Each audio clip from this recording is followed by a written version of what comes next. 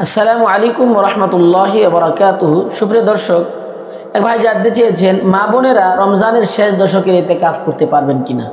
এর উত্তর হলো জি। রমজানের শেষ দশকের এতেকাফ পুরুষ মহিলা সবাই করতে পারবেন। মা বোনেরা কোথায় এতেকাফ করবেন?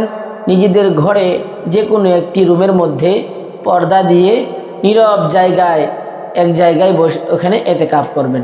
মা বোনেরা যখন এতেকাফ করবেন তখন বাইরের কারোর সাথে অনর্থক কোনো যোগাযোগ করতে পারবেন না। সেখানে বসে দুরুদ, জিকির, আজকার, তেলাওয়াত করবেন, নামাজ পড়বেন, বিনা প্রয়োজনে বের হবেন না। শুধুমাত্র নিজেদের যে সমস্ত ব্যক্তিগত প্রয়োজন রয়েছে, ওযু, ইস্তেঞ্জা, অন্যান্য গোসল, খাওয়া দাওয়ার জন্য শুধুমাত্র ঘরের ভিতরে থাকলে ভালো। যদি ঘরের বাইরে থাকে তাহলে শুধুমাত্র প্রয়োজন সেরে সাথে সাথে সেই নীরব রুমে যেখানে বসে তিনি এতেকাফের আমল করেন সেখানে চলে যেতে হবে।